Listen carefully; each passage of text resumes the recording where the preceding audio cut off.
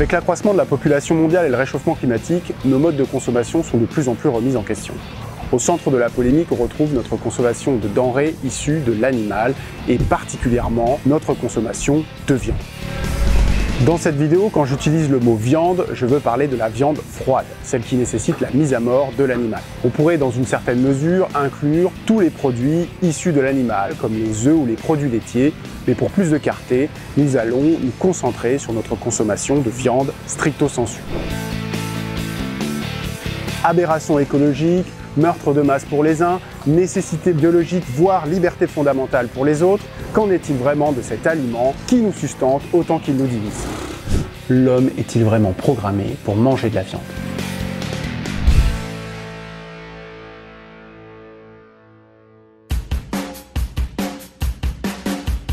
Pour répondre à cette question, sommes-nous programmés pour manger de la viande? On va d'abord s'intéresser aux 4 grands types de régimes alimentaires. Puis on s'intéressera à ce que mangeaient nos ancêtres. On continuera ensuite par des notions de nutrition élémentaire et on finira par regarder un petit peu plus globalement quel est l'impact de notre consommation de viande. On n'abordera pas la question éthique dans cette vidéo. C'est une question importante et tout à fait légitime, mais on va se concentrer sur les aspects environnementaux, sociétaux et nutritionnels. Donc la première question qui nous vient à l'esprit quand on cherche à savoir si oui ou non nous sommes programmés pour manger de la viande, c'est dans quelle catégorie de régime l'homme se situe-t-il? Il existe 4 grands types de régimes alimentaires dans le monde du vivant. Carnivore, herbivore, frugivore et omnivore. Les carnivores comme les lions, les tigres ou les vautours se nourrissent exclusivement de viande. L'animal est soit tué par leurs soins pour les chasseurs, tels que le lion, soit déjà mort dans le cas des carnassiers comme le vautour. Pour pouvoir supporter un tel régime, leur métabolisme est construit de telle façon qu'ils peuvent exploiter au maximum les nutriments contenus dans la viande. Ils vont être dotés d'enzymes comme l'uricase qui va améliorer l'élimination urinaire des déchets issus de la viande. Les herbivores, quant à eux, se nourrissent exclusivement de végétaux. Là où les carnivores n'ont pas la machinerie enzymatique pour digérer la cellulose, les herbivores bénéficient d'un système d'enzymes leur permettant de tirer au maximum l'énergie des plantes. Leur système digestif est très sophistiqué et va leur permettre d'extraire la moindre calorie des végétaux grâce à des procédés physiologiques comme la rumination chez les bovins et les ovins ou la sécotrophie, c'est-à-dire littéralement manger son caca. Ces procédés vont permettre de potentialiser l'extraction énergétique des plantes au maximum. Ces pratiques vont aussi permettre à des micro-organismes de synthétiser des vitamines peu présentes dans les végétaux comme la vitamine B12 qui est indispensable au bon fonctionnement des organismes vivants. On y reviendra plus tard sur cette vitamine importante. À côté de ces 2 grands régimes, on peut évoquer les frugivores qui ont une alimentation, comme vous pouvez vous en douter, majoritairement issue des fruits. Le rapport de vitamine B12 va pour eux dépendre de la consommation d'insectes ou de leurs larves qui est située sur le fruit ou à son immédiate proximité. Mais alors qu'en est-il de l'homme qui mange à la fois des fruits, des végétaux et de la viande? 4e grand régime alimentaire du vivant, l'homme est ce que l'on appelle un omnivore opportuniste, tout comme l'ours ou encore le hérisson. Omnivore, c'est-à-dire qu'il a la capacité d'assimiler l'énergie des aliments issus de l'animal et des végétaux. La base de son alimentation reste et restera, comme tous les omnivores, néanmoins plutôt végétale. Mais il ne peut pas, au contraire des herbivores, digérer la cellulose et synthétiser la vitamine B12. Il possède cependant une machinerie enzymatique lui permettant de digérer la viande, sans pouvoir non plus en absorber une quantité trop importante car il ne possède pas cette fameuse uricase des carnivores. Une alimentation trop riche en viande va donc l'exposer à des maladies comme la goutte, qui est l'accumulation d'acide urique issu principalement de la dégradation de la viande et va aussi augmenter le risque de certains cancers. Cette capacité à pouvoir manger l'ensemble des produits animaux et végétaux, c'est ce qui définit la caractéristique opportuniste du régime. Elle va donc permettre à l'homme d'adapter son régime alimentaire selon la disponibilité des aliments autour de lui, disponibilité qui va pouvoir évoluer selon la saison, les aléas climatiques, mais comme nous sommes pour certains des êtres dotés d'intelligence, nous allons pouvoir aussi adapter notre régime à nos croyances religieuses, à nos habitudes culturelles et sociétales. Vu comme ça, la viande est un aliment super intéressant qu'on consomme depuis toujours pour notre survie. Regardons un peu dans le passé pour comprendre l'évolution de nos régimes alimentaires. Nos lointains ancêtres, les australopithèques, avaient un régime vraiment plutôt opportuniste. Composés principalement de baies et de plantes, les Australopithèques se nourrissaient parfois de carcasses animales qu'ils trouvaient dans la nature, mais aussi de bois et d'écorce, comme l'indique cette publication dans le journal Nature. Ainsi, la viande n'était clairement pas la base de leur alimentation. Notre cousin un peu plus proche, Homo neanderthalensis, était quant à lui un redoutable chasseur. Une analyse isotopique du collagène issu d'ossements de dents, publiée dans le prestigieux journal PNAS, a confirmé que son alimentation était majoritairement carnée, surtout issue des grands mammifères terrestres comme le mammouth ou le rhinocéros. Son alimentation était donc composée de près de 80% de viande. La disparition de notre cousin reste encore un mystère, mais son régime alimentaire ne semble pas du tout en être la cause. Ce régime, il est proche de celui de notre ancêtre direct, Homo sapiens. Il est d'ailleurs devenu tendance aujourd'hui de proposer le régime dit paléo, qui est censé reproduire l'alimentation de nos ancêtres. En fait, celui-ci va se composer majoritairement de protéines d'animaux nourris à l'herbe. Donc on aura les volailles, le gibier, les ruminants, du poisson et de quelques noix et des baies. L'éviction complète des céréales de ce régime va en faire un régime aussi sans gluten. Mais ce régime est quand même loin d'être une bonne idée. Il est vecteur de nombreuses carences, comme essentiellement le manque de calcium, qui est soulevé par énormément de sociétés savantes sur la nutrition. N'oublions pas que le mode de vie de nos ancêtres était quand même très différent du nôtre. C'était des chasseurs-cueilleurs, sportifs, nomades. Leur alimentation était surtout faite d'animaux sauvages dont la qualité nutritive n'est clairement pas la même que celle de nos animaux d'élevage. Et en plus, l'espérance de vie des hommes du Paléolithique n'excédait pas 30 ans. Les effets d'un tel régime sur le long terme sont donc absolument impossibles et difficiles à connaître. En effet, les hommes du Paléolithique étaient épargnés par tout ce qui était maladies cardiovasculaires et cancer puisqu'ils mouraient avant que ces maladies ne se déclarent. Si on veut avoir une vision plus précise de l'alimentation de l'homme moderne, il va falloir regarder plutôt ce que mangeaient nos ancêtres plus proches, c'est-à-dire ceux qui pratiquaient l'agriculture et l'élevage. C'est l'homme du néolithique qui a commencé à intégrer les céréales et la viande d'élevage dans son alimentation. Grâce à la sédentarisation, ses nécessités caloriques étaient quand même moins importantes que celles de ses ancêtres, les chasseurs-cueilleurs. Du coup, son alimentation était donc principalement végétale avec un tout petit peu de viande. On note aussi que l'élevage est finalement le point de départ de ce qu'on appelle les zoonoses, c'est-à-dire le franchissement interespèces de pathogènes à l'origine de maladies nouvelles et des épidémies. Plus proche de nous, la cuisine médiévale était surtout dans les classes populaires composées de céréales, de blé, d'orge, d'avoine et de légumes tels que le chou, la betterave, les oignons et les carottes. Les protéines, elles étaient apportées essentiellement par la culture des légumineuses comme le pois chiche ou les fèves. Mais d'où nous vient ce cliché des banquets gargantuesques du Moyen-Âge avec de la viande en abondance? En fait, la viande était très chère, donc réservée aux nobles. La principale source de protéines et de nutriments d'origine animale des classes plus modestes au Moyen-Âge étaient donc des produits laitiers et notamment le fromage, puisqu'en fait le lait frais était difficile à conserver à l'époque. Mais après l'épidémie de peste noire du XIVe siècle, qui a décimé un peu plus de la moitié de la population mondiale, la viande va devenir beaucoup plus abordable et donc va devenir beaucoup plus populaire. Les richesses étaient en fait beaucoup mieux réparties, il y avait beaucoup plus de place à consacrer au pâturage pour l'élevage, en fait puisque tout le monde était mort. Mais alors depuis quand notre consommation de viande est devenue si importante ? Depuis moins d'un siècle, en fait, l'arrivée de l'industrialisation au XVIIIe siècle va modifier profondément les habitudes de vie et va permettre la croissance de la population mondiale de façon quasi exponentielle. Grâce à des procédés agricoles de plus en plus sophistiqués, les cultures ont un meilleur rendement et les animaux peuvent être élevés en plus grande quantité. Mais c'est surtout la succession des deux guerres mondiales qui va modifier profondément le régime alimentaire occidental, ou en tout cas tout du moins en France. Durant les conflits, le rationnement des aliments a provoqué une vague de malnutrition et l'alimentation était majoritairement composée de légumes comme la betterave ou les topinambours ou de céréales. Alors les tickets de rationnement et la préservation de la viande pour les soldats faisaient du régime de l'époque un régime plutôt végétarien, mais surtout un régime de restriction et de carence. En fait, c'est ce traumatisme de la sous-nutrition qui a fait le lit de la surnutrition de l'époque d'après-guerre. Le retour à une situation mondiale plus apaisée et la mondialisation des échanges vont permettre une croissance importante de la demande et du coup de l'offre de la viande et de tous les produits qui sont issus de l'animal. En fait, la peur du manque de nos ancêtres de l'après-guerre est devenue notre mode de vie opulent et sans limite, quoi. Mais alors, peut-on dire que notre surconsommation de viande est liée au traumatisme hérité des guerres mondiales ? Oui et non. Comme on l'a dit, l'industrialisation avait commencé avant, mais il est sûr que des décennies de rationnement n'ont pas aidé. Alors notre régime alimentaire, il est surtout aussi grandement influencé par notre société et par nos croyances.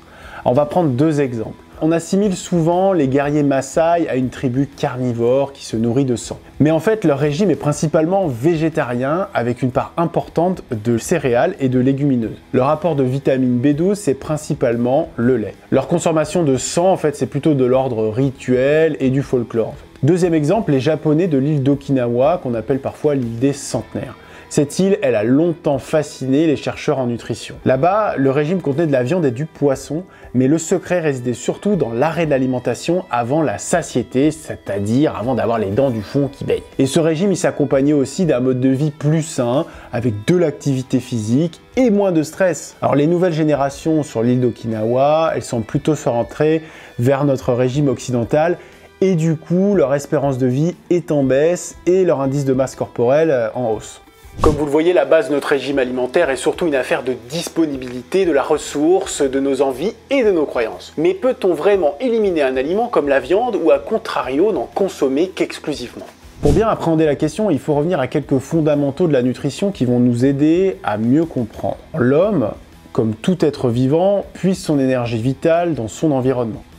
Pour se développer, s'entretenir et se défendre, notre organisme doit perpétuellement être alimenté en nutriments qui vont lui permettre de fabriquer de l'énergie nécessaire à son fonctionnement. Notre architecture cellulaire, elle est formée de sucre, de lipides, de protéines, d'acides nucléiques que notre corps va renouveler en permanence, tantôt en les fabriquant lui-même, tantôt en les puisant dans ce qu'il a dans son environnement et qui lui est apporté principalement par l'alimentation. Ainsi, on a la capacité de fabriquer un certain nombre de nutriments qui sont nécessaires à notre bon fonctionnement, des sucres, des lipides, des vitamines ou des protéines, mais un certain nombre d'entre eux doivent obligatoirement nous être apportés par l'alimentation parce que nous n'avons pas les capacités de les synthétiser. Pour ce qui est des protéines, notre corps doit disposer des briques élémentaires que l'on appelle les acides aminés. Comme je vous le disais un tout petit peu avant, ces briques peuvent être synthétisées pour la plupart par notre organisme, mais une petite partie d'entre elles, ce que l'on appelle les acides aminés essentiels, ne peuvent pas être synthétisés par notre corps et il faut qu'ils soient apportés via notre alimentation. En fait, bien qu'on retrouve ces acides aminés dans les produits d'origine animale, ils ne sont pas pour autant synthétisés par l'animal lui-même. Seules les plantes et certains micro-organismes, comme des levures ou des bactéries, ont la capacité de les produire. Une bonne alimentation va donc résulter d'un apport d'acides aminés issus de sources variées. Aucun aliment, même la viande, n'en contient dans une quantité suffisante. Souvent, un ou plusieurs acides aminés essentiels n'est pas suffisamment apporté par la source. C'est ce qu'on appelle en fait l'acide aminé limitant. Pour tout ce qui va être apport en métaux comme le fer ou le zinc, la viande fait office de gold standard. On va préciser quand même qu'il existe deux types de fer dans l'alimentation, le fer héminique et le fer non héminique. Le premier, le fer héminique, est largement présent dans la viande et il est beaucoup plus facilement assimilé par notre organisme. Dans le fer héminique, l'atome de fer, il est lié à une métalloprotéine qui va pouvoir être l'hémoglobine ou la myoglobine. Notre système digestif va pouvoir facilement dégrader ces protéines et va donc libérer le fer contenu dans la viande. Du coup, le rendement d'absorption du fer héminique est généralement bon, on va dire entre 15 et 40%. Le fer non héminique, lui, il est plutôt situé dans les végétaux. Comme nous ne disposons pas de l'arsenal enzymatique pour digérer la cellulose et les composés végétaux, son absorption va être beaucoup plus limitée.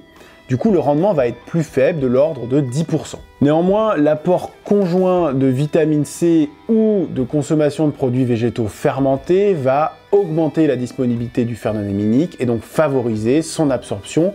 Et ça rend possible un régime strictement végétal du point de vue de l'absorption du fer. Enfin, des vitamines essentielles comme la vitamine B12 ou la vitamine B9 doivent être absolument apportées par notre alimentation de façon continue car notre organisme n'a pas la capacité de les synthétiser. On retrouve une grande quantité de B9 dans les abats de différentes espèces comme le porc, l'agneau, mais on va la retrouver aussi dans des plantes comme les légumineuses ou les légumes verts. Pour la vitamine B12, on va la retrouver majoritairement dans les aliments issus de l'animal. Sa présence au niveau des aliments issus du végétal a tendance à être faible, voire nulle. On n'a pas la possibilité, comme les herbivores, d'assimiler la B12 par rumination ou sécotrophie. Il est donc quasiment impossible d'en apporter une quantité suffisante par un régime strictement composé de végétaux. Donc est-il possible de suivre un régime strictement vegan ? En fait, aujourd'hui, un certain nombre de produits véganes sont enrichis en vitamine B12 pour permettre justement de suivre ce régime. Il existe aussi un certain nombre de compléments alimentaires qui vont permettre de pallier cette carence. Par contre, une personne suivant un régime vegan et ne faisant pas attention à son apport en B12 court un grave danger. La carence en vitamine B12, elle met du temps à s'installer car le corps dispose d'un certain nombre de réserves qui peut aller jusqu'à plusieurs années sans aucun apport. Mais quand elle va s'installer, cette carence, elle va avoir des conséquences qui sont catastrophiques. Elle va se traduire dans un premier temps par des signes de fatigue et puis ensuite l'apparition d'une anémie. Et dans les formes les plus graves, elle peut mener à des troubles neurologiques sévères, voire irréversibles, comme à la paralysie ou à la démence. A l'inverse, peut-on exclusivement manger de la viande ?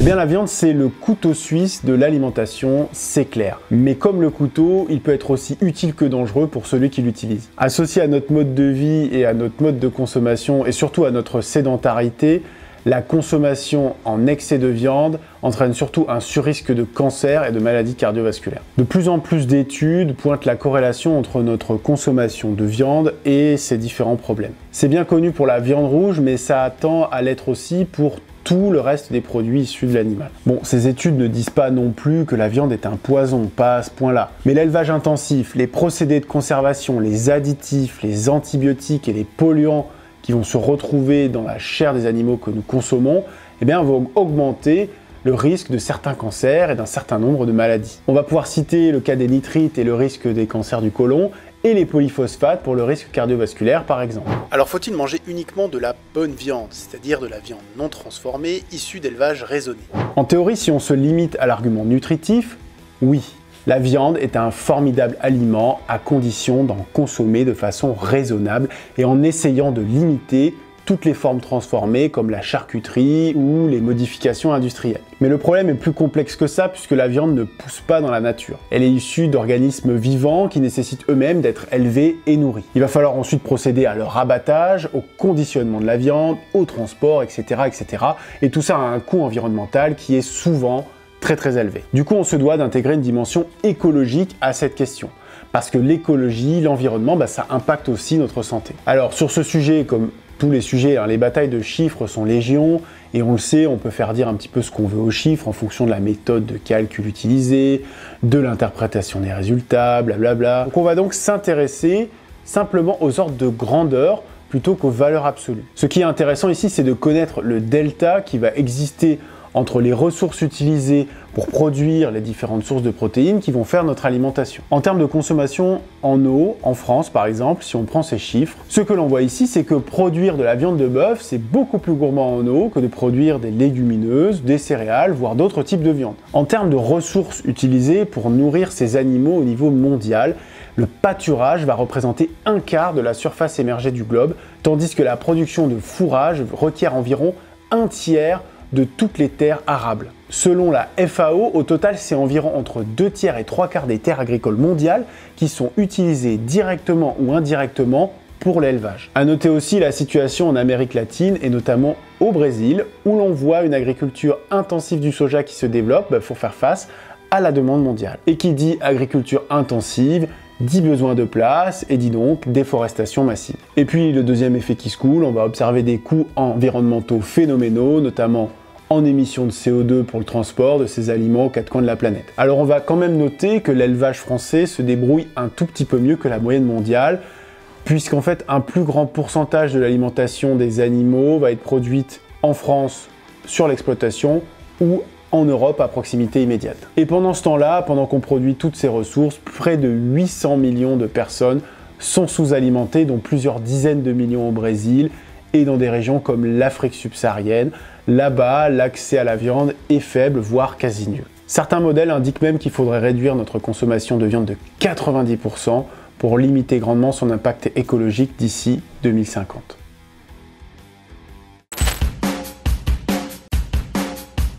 Bon, du coup, manger de la viande, c'est pas forcément mauvais pour la santé, bien au contraire, c'est un aliment formidable. Les produits d'origine animale nous apportent aussi de la vitamine B12 qu'on ne retrouve pas ou trop peu dans une alimentation strictement végétale. Trop en consommer augmente le risque de maladies cardiovasculaires et de cancer. La production de viande au niveau mondial est un gouffre écologique et mobilise une quantité phénoménale de ressources. Elle accélère la déforestation, le changement climatique et l'émergence de pathogènes et de pandémies. La question n'est donc finalement pas sommes-nous obligés de manger de la viande, mais si on prend en compte les enjeux globaux que cela entraîne, plutôt combien de temps aurons-nous encore le luxe de manger autant de viande ? De nombreuses sociétés savantes ont donc mis à jour leurs recommandations en intégrant la dimension écologique et de santé publique de la surconsommation de viande, en préconisant des apports plus variés de protéines, notamment d'origine végétale. Manger de la viande, c'est avant tout un héritage culturel et historique, ce n'est pas du tout une nécessité absolue. Alors, doit-on continuer notre schéma hérité de l'après-guerre ? Doit-on modifier notre régime alimentaire ? That is the question. En tout cas, nous, on pense qu'il est important de conduire une réflexion sur la modération de nos consommations de ces produits. Et vous, qu'en pensez-vous ?